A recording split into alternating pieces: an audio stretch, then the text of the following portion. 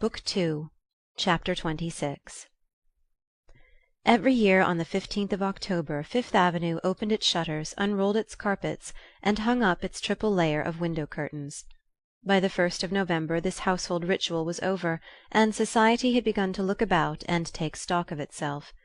By the 15th the season was in full blast. Opera and theatres were putting forth their new attractions, dinner engagements were accumulating, and dates for dances being fixed. And punctually at about this time Mrs. Archer always said that New York was very much changed.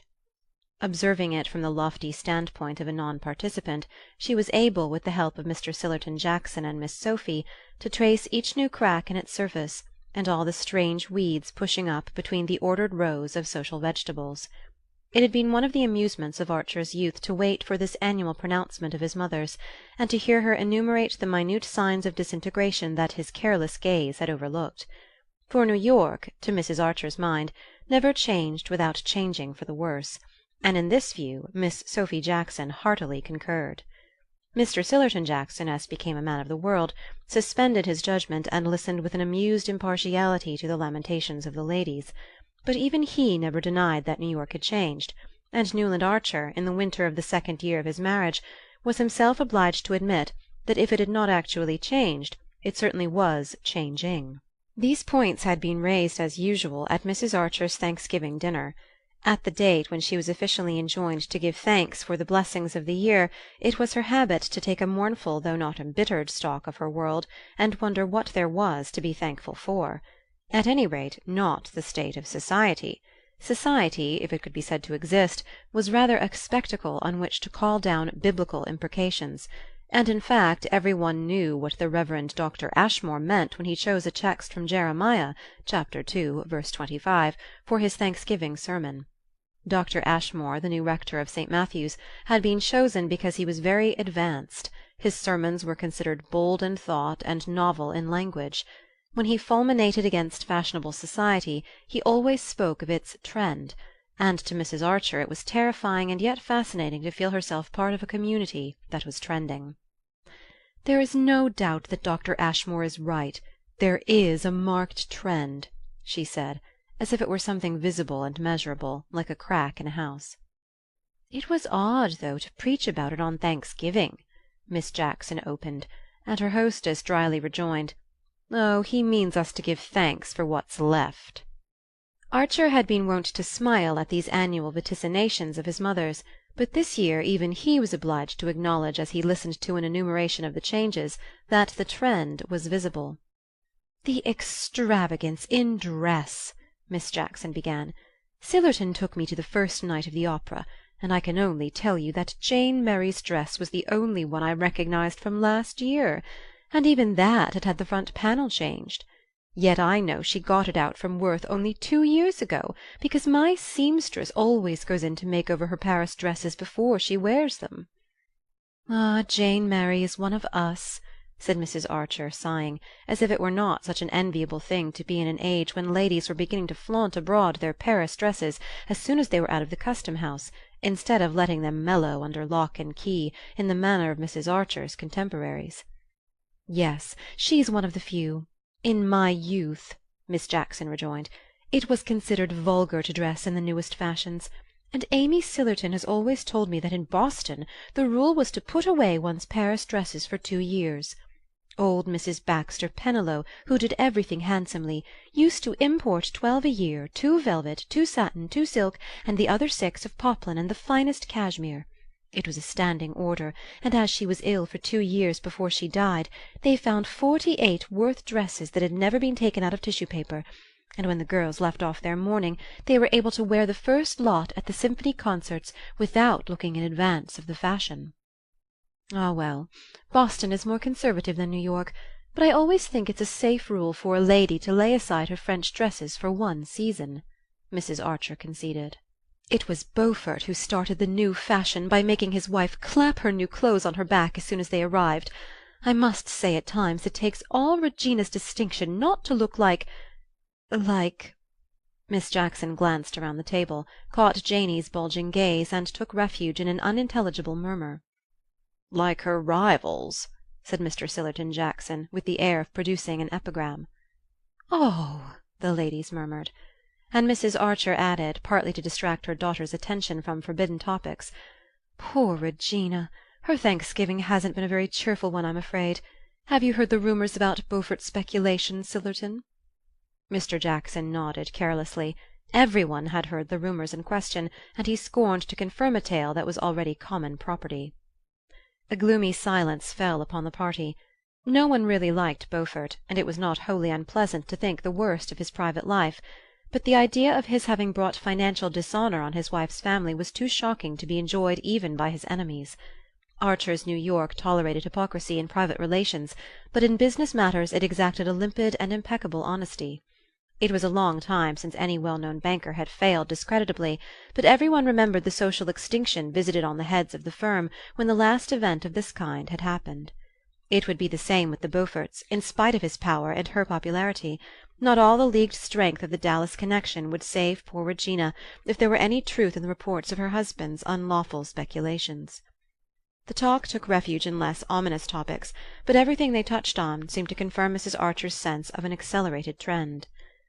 "Of course, Newland, I know you let dear May go to Mrs. Struthers's Sunday evenings," she began; and May interposed gaily, "Oh, you know, everybody goes to Mrs. Struthers now, and she was invited to Granny's last reception." It was thus, Archer reflected, that New York managed its transitions, conspiring to ignore them till they were well over, and then in all good faith imagining that they had taken place in a preceding age. There was always a traitor in the citadel, and after he, or generally she, had surrendered the keys, what was the use of pretending that it was impregnable? Once people had tasted of Mrs. Struthers's easy Sunday hospitality, they were not likely to sit at home remembering that her champagne was transmuted shoe-polish. "I know, dear, I know," Mrs. Archer sighed. "Such things have to be, I suppose, as long as amusement is what people go out for. But I've never quite forgiven your cousin Madame Olenska for being the first person to countenance Mrs. Struthers." A sudden blush rose to young Mrs. Archer's face. It surprised her husband as much as the other guests about the table. "Oh, Ellen," she murmured, much in the same accusing and yet deprecating tone in which her parents might have said, "Oh, the Blenkers." It was the note which the family had taken to sounding on the mention of the Countess Olenska's name, since she had surprised and inconvenienced them by remaining obdurate to her husband's advances. But on May's lips it gave food for thought, and Archer looked at her with the sense of strangeness that sometimes came over him when she was most in the tone of her environment. His mother, with less of her usual sensitiveness to atmosphere, still insisted, "I've always thought that people like the Countess Olenska, who have lived in aristocratic societies, ought to help us to keep up our social distinctions, instead of ignoring them." May's blush remained permanently vivid. It seemed to have a significance beyond that implied by the recognition of Madame Olenska's social bad faith. "I've no doubt we all seem alike to foreigners," said Miss Jackson tartly. "I don't think Ellen cares for society, but nobody knows exactly what she does care for," May continued, as if she had been groping for something non-committal. "Ah, well," Mrs. Archer sighed again. Everybody knew that the Countess Olenska was no longer in the good graces of her family. Even her devoted champion, old Mrs. Manson Mingott, had been unable to defend her refusal to return to her husband. The Mingotts had not proclaimed their disapproval aloud; their sense of solidarity was too strong. They had simply, as Mrs. Welland said, "let poor Ellen find her own level." And that, mortifyingly and incomprehensibly, was in the dim depths where the Blenkers prevailed, and people who wrote celebrated their untidy rights. It was incredible, but it was a fact, that Ellen, in spite of all her opportunities and her privileges, had become simply Bohemian. The fact enforced the contention that she had made a fatal mistake in not returning to Count Olenski. After all, a young woman's place was under her husband's roof, especially when she had left it in circumstances that, well, if one had cared to look into them. "Madame Olenska is a great favourite with the gentlemen," said Miss Sophy, with her air of wishing to put forth something conciliatory when she knew that she was planting a dart. "Ah, that's the danger that a young woman like Madame Olenska is always exposed to," Mrs. Archer mournfully agreed; and the ladies, on this conclusion, gathered up their trains to seek the Carcel globes of the drawing-room, while Archer and Mr. Sillerton Jackson withdrew to the Gothic library. Once established before the grate, and consoling himself for the inadequacy of the dinner by the perfection of his cigar, Mr. Jackson became portentous and communicable. "If the Beaufort smash comes," he announced, "there are going to be disclosures." Archer raised his head quickly. He could never hear the name without the sharp vision of Beaufort's heavy figure, opulently furred and shod, advancing through the snow at Skuytercliff. "There's bound to be," Mr. Jackson continued, "the nastiest kind of a cleaning up. He hasn't spent all his money on Regina." "Oh, well, that's discounted, isn't it? My belief is he'll pull out yet," said the young man, wanting to change the subject. "Perhaps, perhaps. I know he was to see some of the influential people to-day. Of course," Mr. Jackson reluctantly conceded, "it's to be hoped they can tide him over, this time anyhow. I shouldn't like to think of poor Regina's spending the rest of her life in some shabby foreign watering place for bankrupts." Archer said nothing. It seemed to him so natural, however tragic, that money ill-gotten should be cruelly expiated, that his mind, hardly lingering over Mrs. Beaufort's doom, wandered back to closer questions. What was the meaning of May's blush when the Countess Olenska had been mentioned? 4 months had passed since the midsummer day that he and Madame Olenska had spent together, and since then he had not seen her. He knew that she had returned to Washington, to the little house which she and Medora Manson had taken there. He had written to her once, a few words, asking when they were to meet again, and she had even more briefly replied, "Not yet." Since then there had been no farther communication between them, and he had built up within himself a kind of sanctuary in which he throned among his secret thoughts and longings. Little by little it became the scene of his real life, of his only rational activities. Thither he brought the books he read, the ideas and feelings which nourished him, his judgments and his visions. Outside it, in the scene of his actual life, he moved with a growing sense of unreality and insufficiency, blundering against familiar prejudices and traditional points of view, as an absent-minded man goes on bumping into the furniture of his own room. Absent, that was what he was. So absent from everything most densely real and near to those about him that it sometimes startled him to find they still imagined he was there. He became aware that Mr. Jackson was clearing his throat, preparatory to farther revelations. "I don't know, of course, how far your wife's family are aware of what people say about Madame Olenska's refusal to accept her husband's latest offer." Archer was silent, and Mr. Jackson obliquely continued, "It's a pity. It's certainly a pity that she refused it." "A pity? In God's name, why?" Mr. Jackson looked down his leg to the unwrinkled sock that joined it to a glossy pump. "Well, to put it on the lowest ground, what's she going to live on now?" "Now?" "If Beaufort—" Archer sprang up, his fist banging down on the black walnut edge of the writing-table. The wells of the brass double inkstand danced in their sockets. "What the devil do you mean, sir?" Mr. Jackson, shifting himself slightly in his chair, turned a tranquil gaze on the young man's burning face. "Well, I have it on pretty good authority, in fact on old Catherine's herself, that the family reduced Countess Olenska's allowance considerably when she definitely refused to go back to her husband. And as, by this refusal, she also forfeits the money settled on her when she married, which Olenski was ready to make over to her if she returned. Why, what the devil do you mean, my dear boy, by asking me what I mean?" Mr. Jackson good-humoredly retorted. Archer moved toward the mantelpiece and bent over to knock his ashes into the grate. "I don't know anything of Madame Olenska's private affairs, but I don't need to be certain that what you insinuate—" "Oh, I don't. It's Lefferts, for one," Mr. Jackson interposed. "Lefferts, who made love to her and got snubbed for it!" Archer broke out contemptuously. "Ah, did he?" snapped the other, as if this were exactly the fact he had been laying a trap for. He still sat sideways from the fire, so that his hard old gaze held Archer's face as if in a spring of steel. "Well, well, it's a pity she didn't go back before Beaufort's cropper," he repeated. "If she goes now, and if he fails, it will only confirm the general impression, which isn't by any means peculiar to Lefferts, by the way." "Oh, she won't go back now, less than ever." Archer had no sooner said it than he had once more the feeling that it was exactly what Mr. Jackson had been waiting for. The old gentleman considered him attentively. "That's your opinion, eh? Well, no doubt you know. But everybody will tell you that the few pennies Medora Manson has left are all in Beaufort's hands, and how the two women are to keep their heads above water unless he does, I can't imagine. Of course, Madame Olenska may still soften up old Catherine, who's been the most inexorably opposed to her staying, and old Catherine could make her any allowance she chooses. But we all know that she hates parting with good money, and the rest of the family have no particular interest in keeping Madame Olenska here." Archer was burning with unavailing wrath. He was exactly in the state when a man is sure to do something stupid, knowing all the while that he is doing it.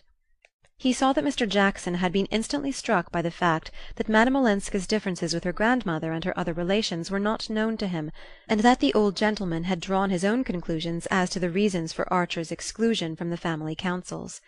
This fact warned Archer to go warily, but the insinuations about Beaufort made him reckless. He was mindful, however, if not of his own danger, at least of the fact that Mr. Jackson was under his mother's roof, and consequently his guest.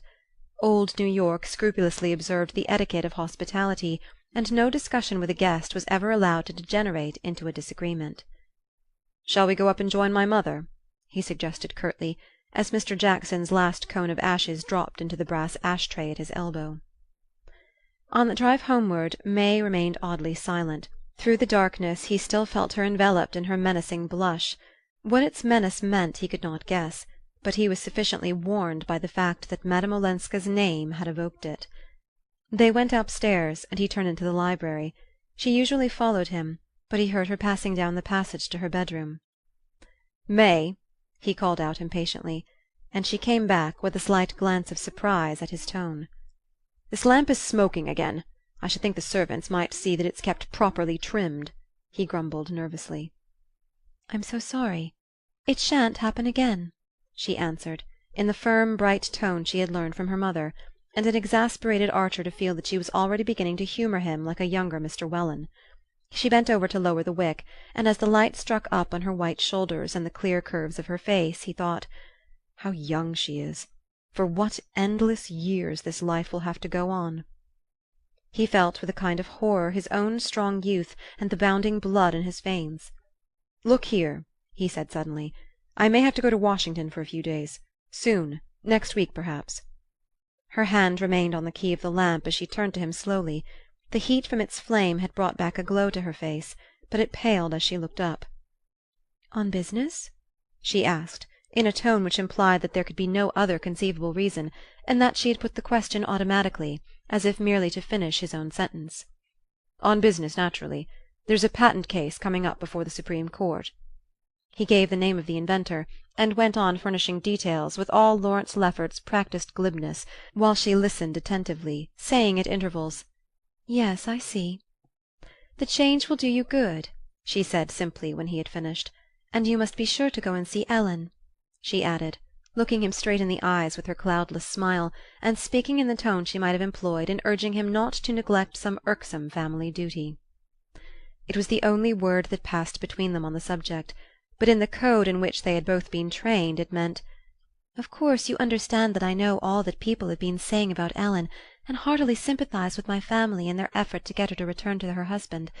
I also know that, for some reason you have not chosen to tell me, you have advised her against this course, which all the older men of the family, as well as our grandmother, agree in approving, and that it is owing to your encouragement that Ellen defies us all, and exposes herself to the kind of criticism of which Mr. Sillerton Jackson probably gave you, this evening, the hint that has made you so irritable.